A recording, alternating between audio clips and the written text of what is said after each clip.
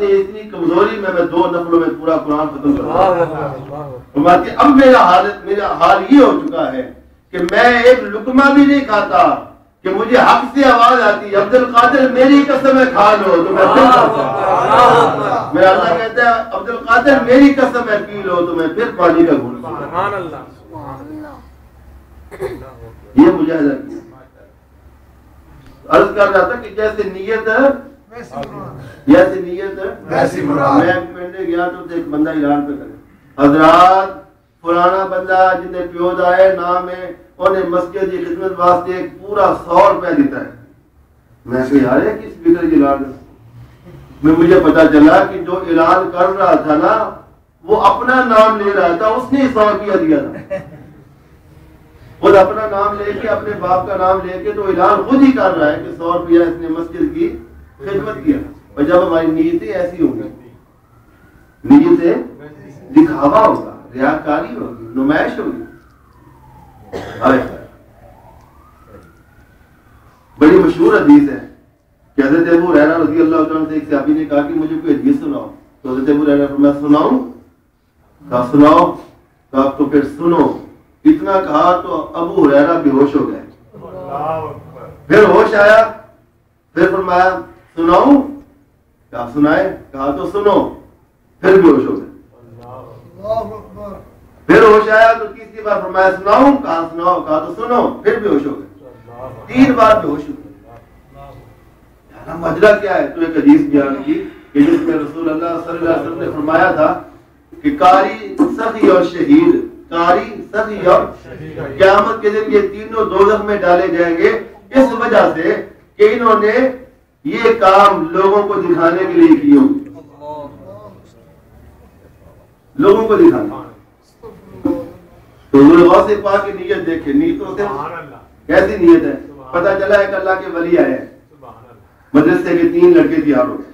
3 لڑکے کہنے لگے میں ایک لڑکا کہنے لگا میں دیکھا گا کہ وجہ ولی ہے میں سوال کرا گا کہنے چکرا جانا ہے. کوئی جواب نہیں ہونا. پتہ لگا کہ ڈاکو ولی ہے. دوسرے نے کہا اچھا میں بھی ایک سوال کرنا ہے میں بھی ایک آپ دیکھنے ہیں جواب کی ملتا ہے.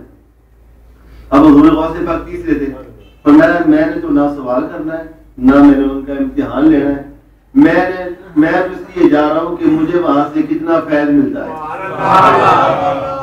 مجھے وہاں سے اب تینوں جب اللہ کے ولی کے پاس گئے تو وہ غصے میں تھے. میں تو ایسا سوال کرنا چاہتا ہے کہ میں چکرا جاؤں تیرا یہ انجام ہوگا.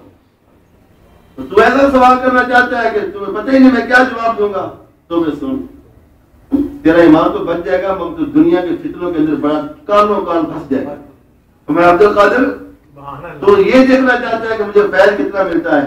تو میں بھی دیکھ رہا ہوں کہ ایک وقت آئے گا کہ تو بغداد کے منبر پر کھڑا ہو کے کہے گا کہ میرا قدم ہر ولی کی گردن پر.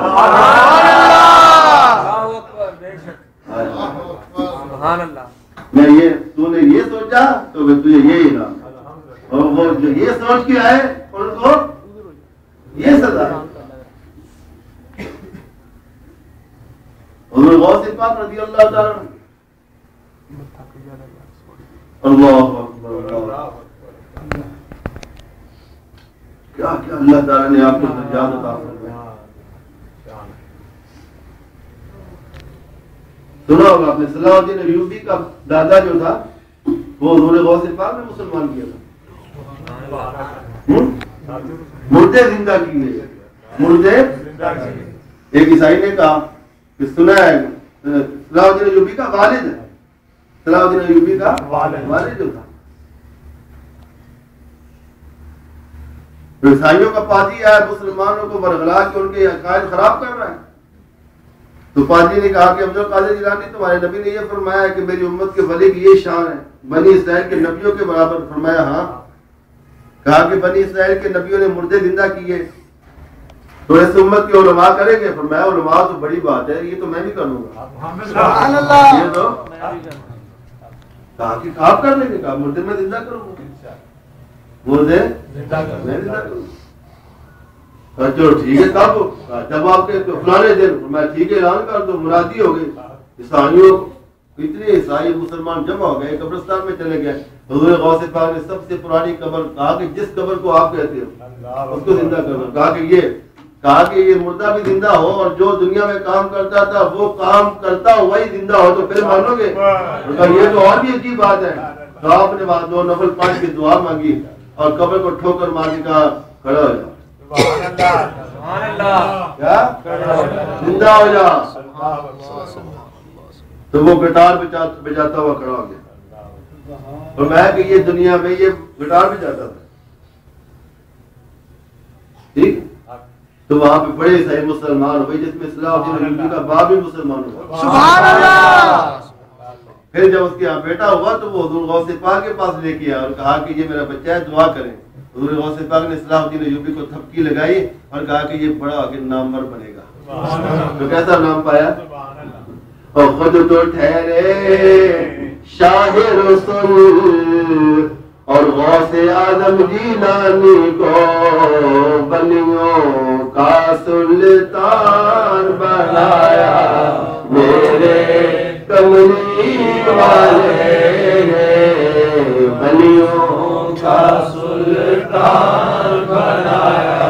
میرے کملی والے یقین جانیے ہمارے قبلہ اشرف ملت رحمت اللہ تعالی اللہ ان کے مزار پر انوار پہ رحمت فرمائے. آمین.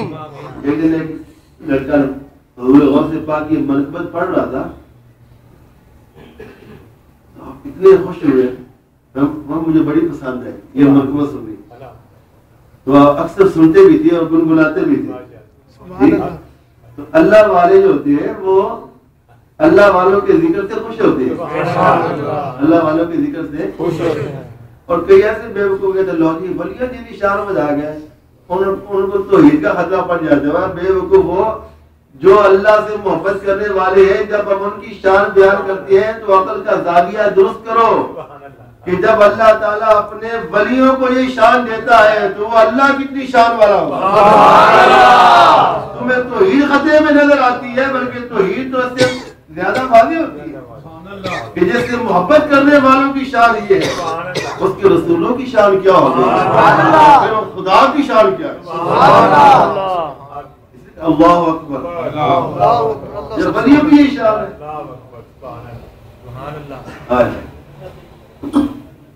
اللہ اکبر. وقت ہو گیا زیادہ اور گرمی ہوگی نا, گرمی ہوگی. سرکار غوث اعظم نظر کرم خدا, سرکار غوث اعظم نظر کرم خدا, میرا خالق کا صبر دو, میں فقیر ہوں تمہارا, میرا خالق کا صبر دو. ایک چھوٹی سی بات, سبحان اللہ. یہ جو بندیوں کے حکیم اور امت ہے, حکیم اور لائٹ جانے والی ہے, پھر تھوڑی دیر کے بعد آ جائے گی, آپ نے اٹھنا نہیں ہے, ٹھیک ہے. ایک بندہ بھی اٹھ کے نہ جائے, آپ کی مہربانی. حکیم اور امت جو بندیوں کے مولانا اشرف علی صاحب تھانوی, ٹھیک ہے, یہ بڑا مشہور مولانا طارق جمیل صاحب جو ہے نا, ان کے دادا پردادا یعنی کہ مسلک کے بانی ہے. اپنے گھر کی بات نہیں کر رہا ہوں, غیروں کے گھر کی بات کر رہا ہوں کہ حضور غوث پاک کی وہ شخصیت ہے کہ غیروں نے بھی تسلیم کیا. اب وہ اپنی کتاب الاضافات الیومیہ میں لکھتے ہیں کہ حضور غوث پاک کا دھوبی مر گیا. حضور غوث پاک کا قبر میں گئے, قبر میں گئے تو فرشتوں نے پوچھا من ربوں کا, من رب کا, تیرا رب کون ہے, تیرا رب کون ہے. تو غوث پاک کے دھوبی نے کہا کہ مینوں تے کوئی پتہ نہیں, میں تے غوث پاک دا دھوبی ہاں. سبحان اللہ. میرا دین کیا ہونا کہ میں تے غوث پاک دا دھوبی. یہ کون کہہ رہے ہیں؟ جو بندیوں کے حکیم ان کے حکیم اور امت کہہ رہے ہیں. تو فرشتوں نے پوچھا یا اللہ یہ کیا معاملہ ہے, کیسا کیس آ گیا ہے؟ تو اللہ نے فرمایا اس کو چھوڑ دو. اس کے کہنے کا مقصد یہ ہے کہ میرا رب وہی ہے جو غوث پاک کا رب ہے, میرا دین وہی ہے جو غوث پاک کا دین ہے, میرا رسول وہی ہے جو غوث پاک کا رسول ہے. اس کا یہ مطلب ہے, اس کا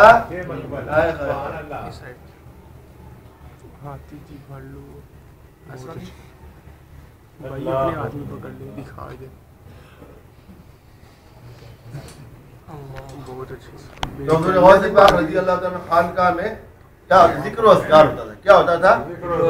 ذکر و اذکار. تو میرے بھائیوں ذکر کی عادت ڈالو, ذکر کی عادت ڈالو. میرے شرف ملت شیخ الحدیث حضرت علامہ مولانا محمد عبد الحکیم شرف قادری رحمۃ اللہ تعالی علیہ ساری زندگی دین پڑھاتے رہے, اور پوری دنیا میں آپ کے شاگرد جو ہیں وہ دین کی خدمت کر رہے ہیں, اور مسند حدیث پر بیٹھ کر کئی سال تک آپ نے حدیث پڑھائی. اور اس کے باوجود جب آپ نے روحانیت میں قدم رکھا تو 24 گھنٹے آپ کا قلب جو تھا وہ ذکر سے جاری رہا. اور ہمیں بھی یہی تلقین کی جاتی تھی, اور یہ محفل بھی آپ کے حکم پر ہی, آپ جو بیٹھے ہوئے اس محفل میں یہ بھی آپ کے حکم پر ہی رکھی گئی, اور یہی تلقین کرتے تھے کہ ہر وقت ہر سانس میں اللہ اللہ اللہ اللہ اللہ.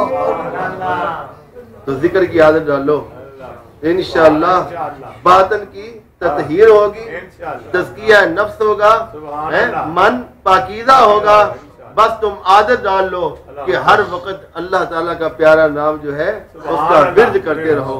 لا الہ الا اللہ, اللہ اللہ, سبحان اللہ و بحمدہ, سبحان اللہ العظیم. اور گاہے بگاہے ذکر کے دوران درود پاک کا ورد جاری رکھنا.